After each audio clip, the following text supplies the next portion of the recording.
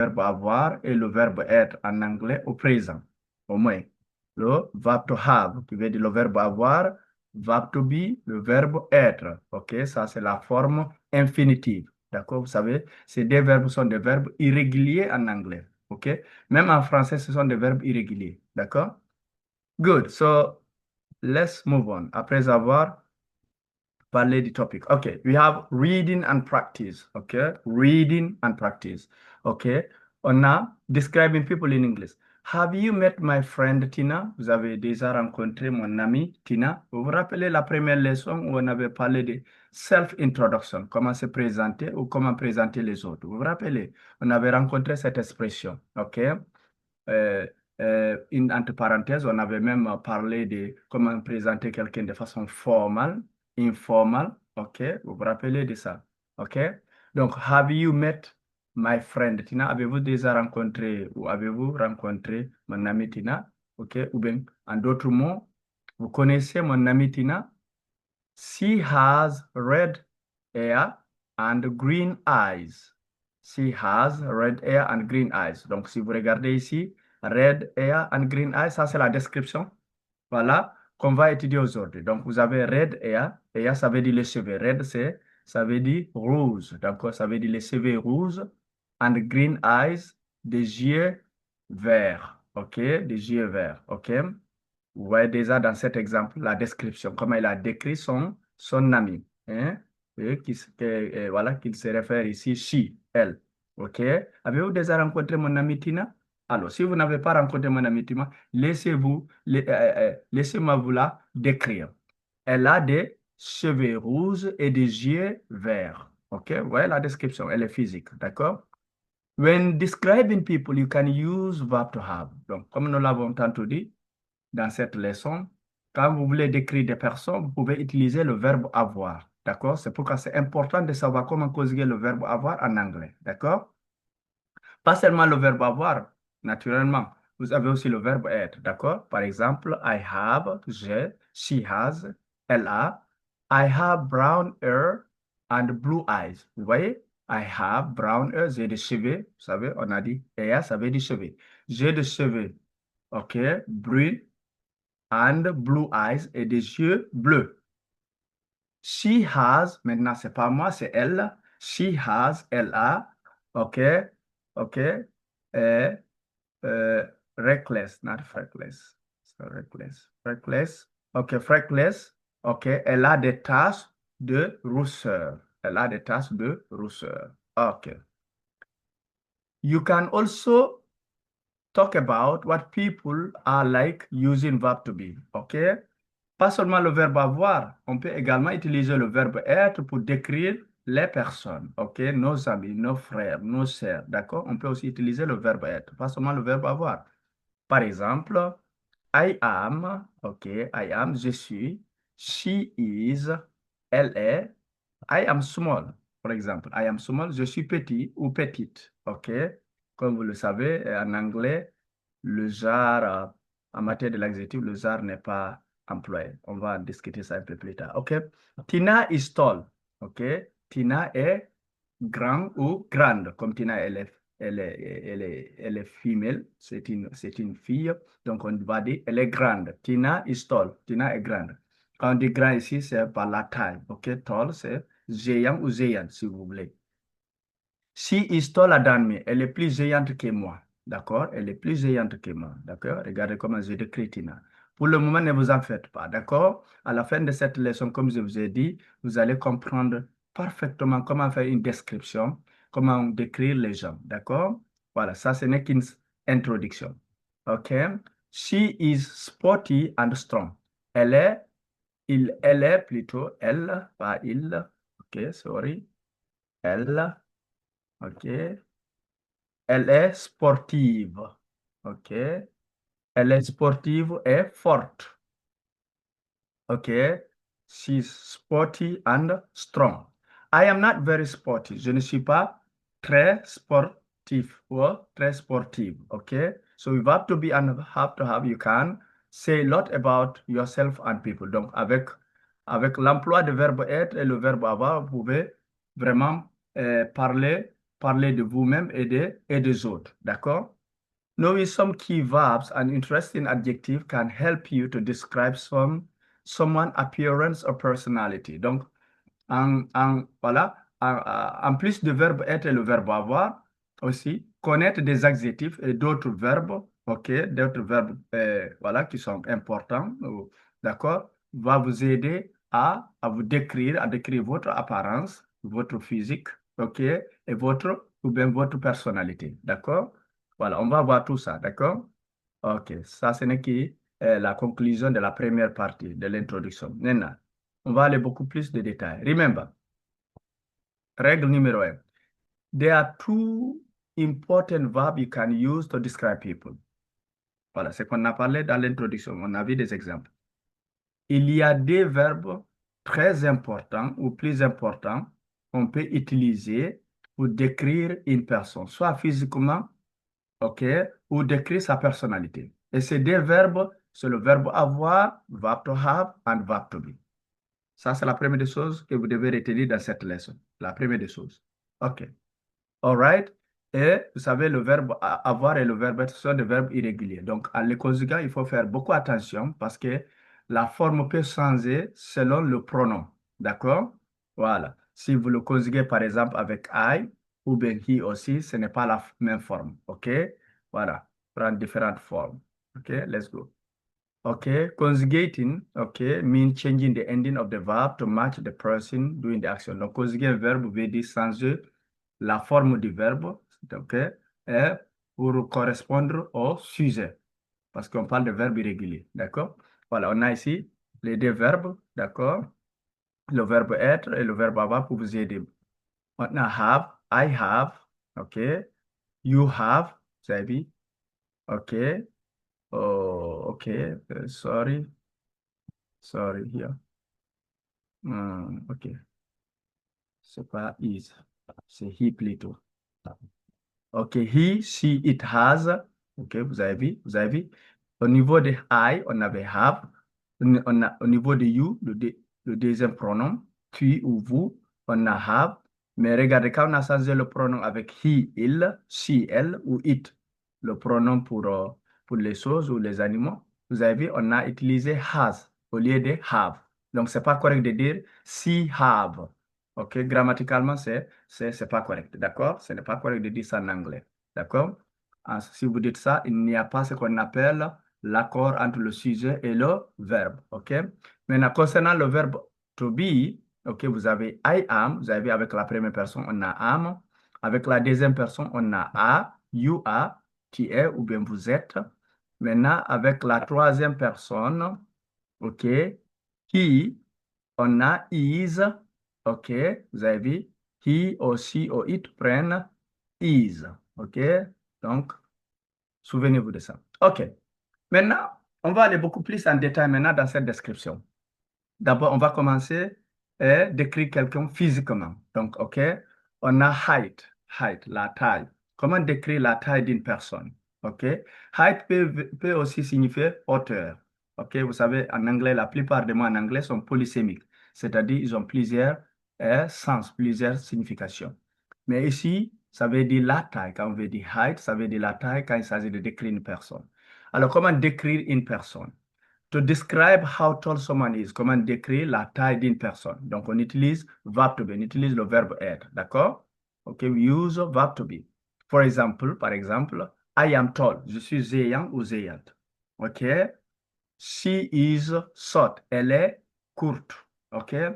Alors, j'aimerais attirer votre attention. En anglais, l'anglais est différent du français. Il y a beaucoup de différences d'ailleurs. En français, quand on utilise un adjectif pour décrire une personne, l'adjectif s'accorde en genre et en nombre. D'accord? Ce n'est pas le cas en anglais. C'est pourquoi d'ailleurs on dit que l'anglais est plus facile que le français. D'accord? L'anglais, quand on emploie l'adjectif, OK, en anglais, l'adjectif ne s'accorde pas en genre et en nombre. D'accord? Ça, c'est la différence. Il n'y a pas l'adjectif pour dire géant, géante. Non, ça n'existe pas. Tall, ça veut dire à la fois géant ou géante. Ce qui importe, c'est la personne. OK? Si on dit si, on sait qu'on parle d'une femme ou d'une fille. Si on dit he, on sait qu'on parle d'un homme ou d'un garçon. D'accord? C'est ce qui importe. C'est pas l'adjectif. OK? Voilà. Donc, l'anglais dit tout simplement, she is short. OK? Elle est courte. Si je change le pronom, ça veut dire, par exemple, si je dis he is short, ça veut, j'utilise toujours la même forme. Je ne change pas. OK? On n'ajoute rien, on diminue rien. On dit he is short, she is short. Vous avez vu comment l'anglais, voilà, utilise les adjectifs. C'est vraiment différent du français, d'accord? Voilà, donc souvenez-vous de ça. C'est très important de savoir ça, OK? OK. So you can also add intensifier to add more details, OK? Alors, intensifier, ça veut dire modérateur. Donc, vous pouvez utiliser, par exemple, ce sont ces expressions ici qu'on appelle intensifier, OK? Par exemple, very qui veut dire trop ou bien très, OK? Quite qui veut dire assez, OK? Je peux dire, par exemple, I am tall. Je suis géant ou géante, OK? Je suis grand, d'accord? Je suis grand. Maintenant, je peux dire I am very tall. Je suis très grand. OK? Ou je suis très grande. D'accord? Ce n'est pas la même chose quand je dis I am tall, tout simplement. D'accord? C'est ce qu'on appelle intensifier. OK? Donc, vous pouvez les utiliser. D'accord? Dans votre description. OK? So, je peux dire she is short, elle est courte, mais je peux dire she is very short, elle est très courte. D'accord? Ou je peux dire she is quite short, elle est assez courte. D'accord? Good. My friend, my girlfriend, ma copine is quite small. Vous voyez? Ma copine est assez petite. OK? My friend is quite short. Mon ami est assez court. Good. Let's move on. OK. Let me see if I didn't jump. Si je n'ai pas sauté. Okay, it's okay. It's okay. That's great. Okay, let's move on. Let's move on. Okay. So, my sister, ma soeur, my sister has a black hair. OK? Rappelez-vous le mot et on l'a rencontré 3 ou 4 fois maintenant. Black, ça veut dire noir. Donc, ma soeur a des cheveux noirs. OK? Vous avez vu la description? OK? Donc, on a parlé de la hauteur, de la taille plutôt, pas la hauteur, mais plutôt la taille, comment décrire la taille d'une personne. On a vu des adjectifs. OK? Short and tall. OK? Maintenant, on va voir comment décrire les cheveux d'une personne. D'accord? Comment décrire les cheveux d'une personne. OK? My friend has a black hair. So, hair, ça veut dire cheveux. All right? So, let's see. To describe someone's hair, pour décrire les cheveux d'une personne, use verb to have. On utilise le verbe avoir. D'accord? I have blonde hair. J'ai des cheveux blonds. My friend has... Okay, let's continue. Let's continue. Sorry, there was a small problem. All right. OK, on va continuer. Il y avait un petit problème. OK? So, let's continue. All right? Donc, pour décrire les cheveux, donc vous voyez, pour décrire les cheveux, on utilise le verbe avoir. I have a blonde hair. J'ai des cheveux blonds. OK? My friend has black hair. Mon ami a des cheveux noirs. OK? My granddad, je vais dire mon grand-père, has short, des cheveux courts, and gray et des cheveux gris. Sally has long, curly, brown hair. Sally a des cheveux qui sont longs, bouclés et bruns. OK? Voilà. Donc, vous avez vu, on peut mettre beaucoup d'adjectifs pour décrire un seul nom. Donc, regardez des adjectifs qu'on peut utiliser pour décrire les cheveux. On a blonde hair. OK, sorry, there's no E. Blonde hair, brown hair, des cheveux blonds et des cheveux bruns. Black hair, des cheveux noirs. Gray hair. OK? And then we have also red hair, des cheveux rouges.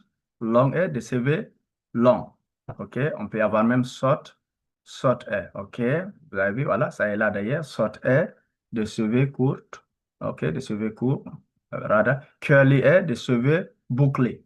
OK? Curly. OK? And then straight hair, veut dire des cheveux raides. OK? Donc, ce sont là des adjectifs qu'on peut utiliser pour décrire les cheveux d'une personne. D'accord?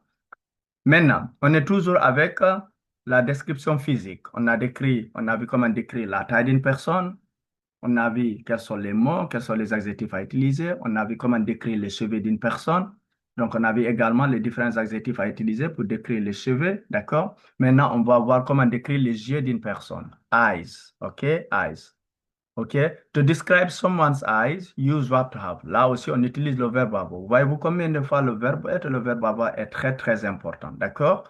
Voilà, donc il faut déjà les maîtriser. OK? I have blue eyes. J'ai des cheveux bleus. Okay, I have blue eyes. Okay, my cousin has a brown eyes. Okay, mais mon cousin a des cheveux ou ma cousine. Okay, cousin, my cousin veut dire à la fois cousin ou cousine.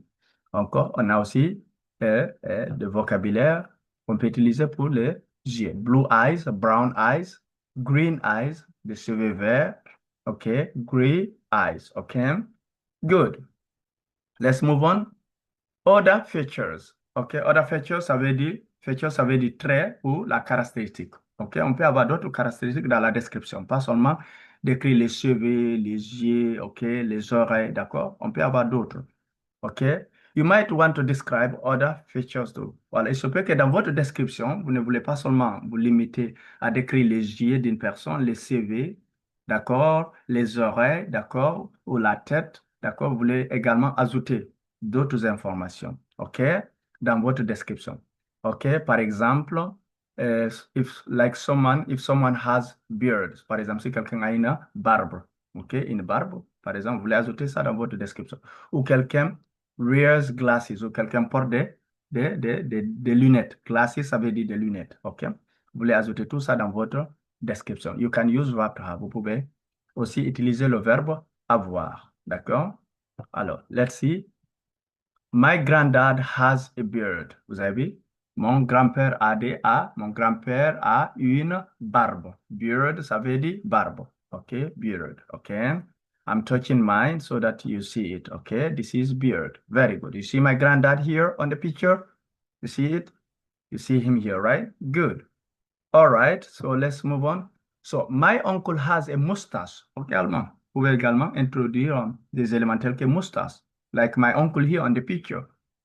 Okay, my uncle has a mustache.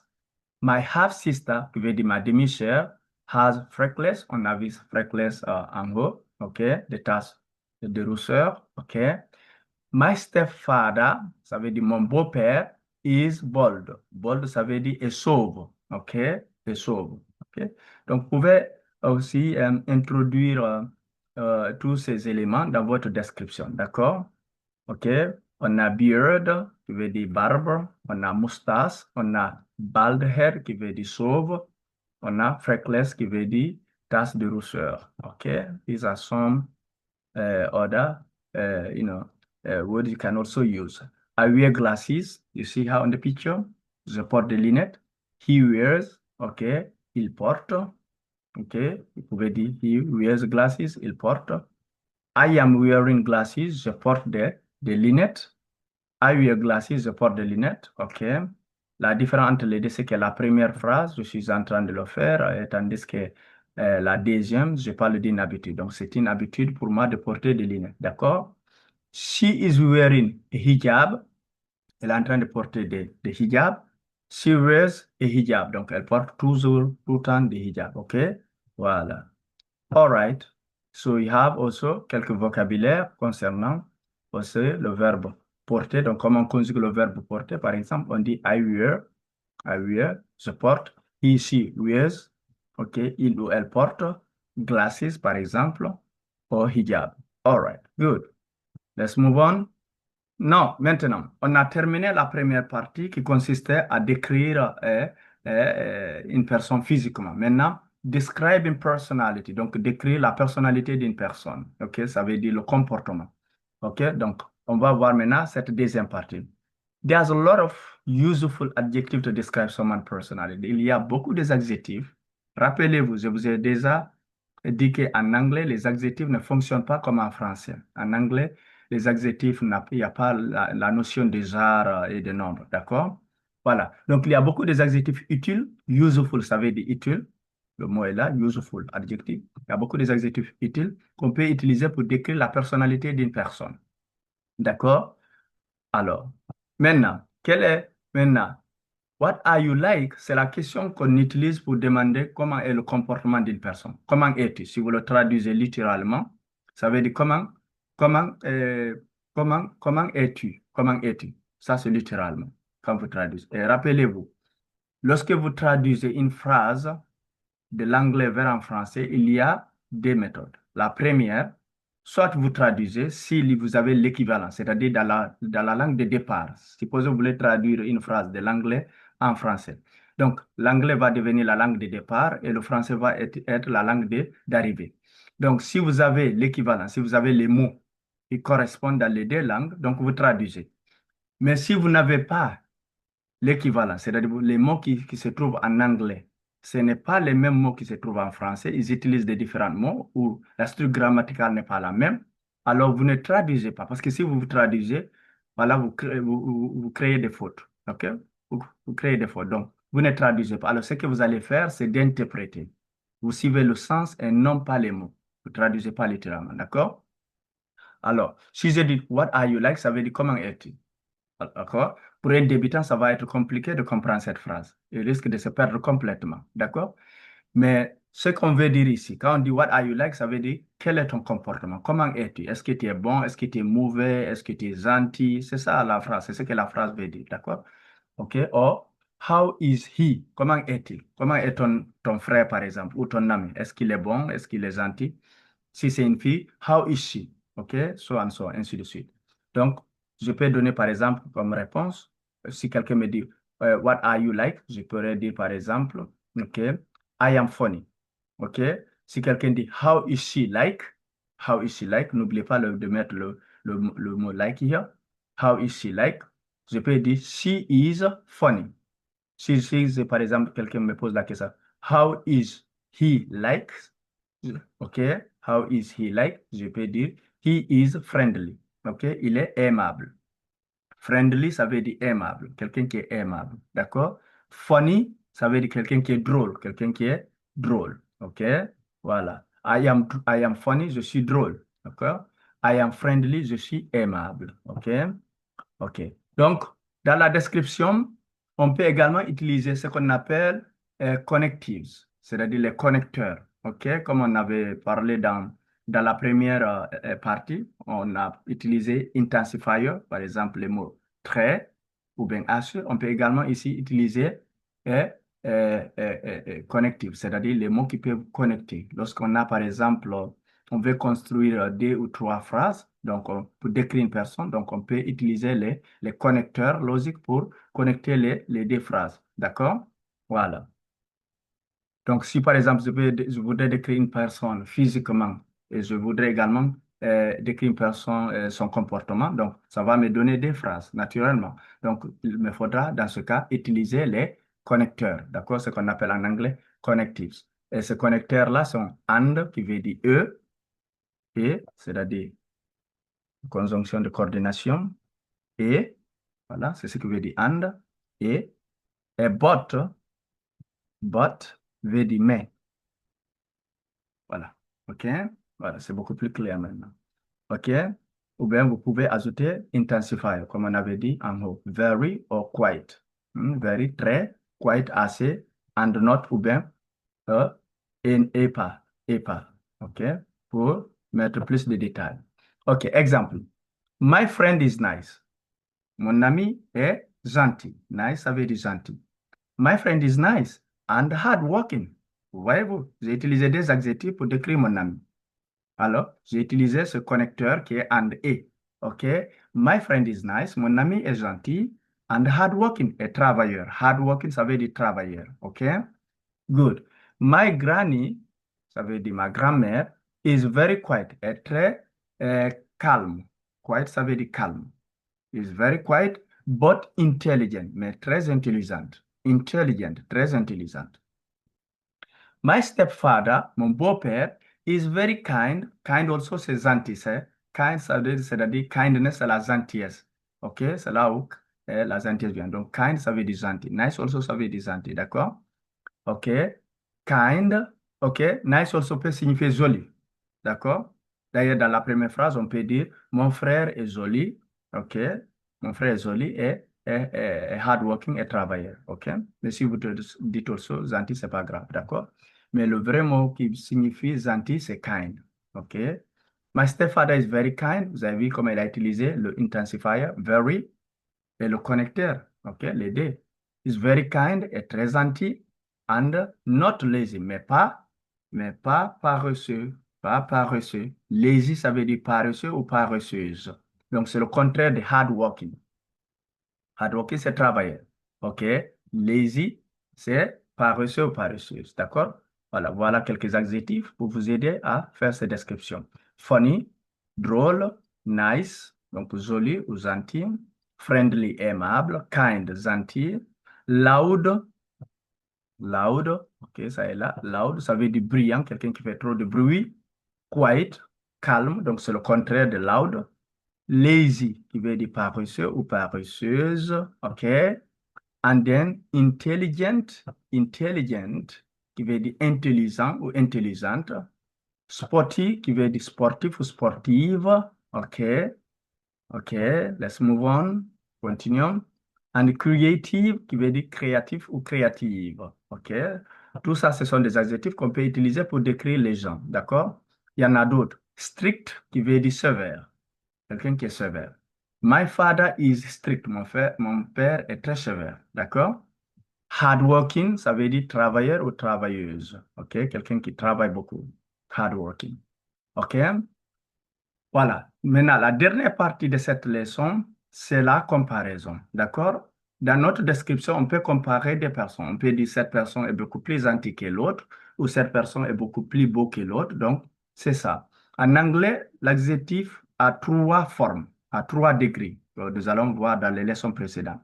Il y a ce qu'on appelle, OK, il y a ce qu'on appelle positive, positive, positive, OK.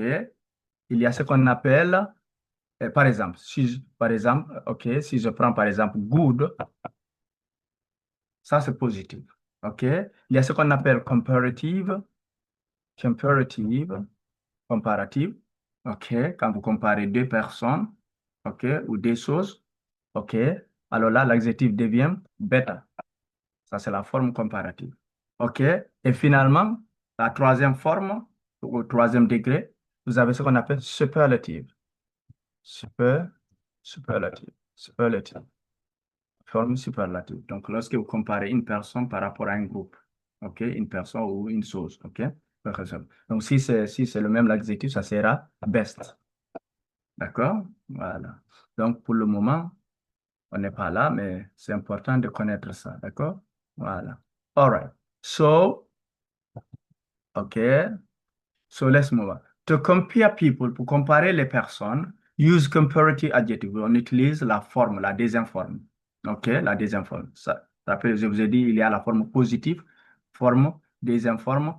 La deuxième forme, c'est comparative. Donc, on utilise la forme comparative pour comparer des personnes. OK, and it's common in English. C'est très fréquent en anglais. D'accord? Alors, comment on fait ça? Comment on fait la forme comparative? Remember. OK, ça, c'est une règle. Remember. Rule numéro 2. Add IR, le ER, on ajoute le ER sur l'adjectif. D'accord?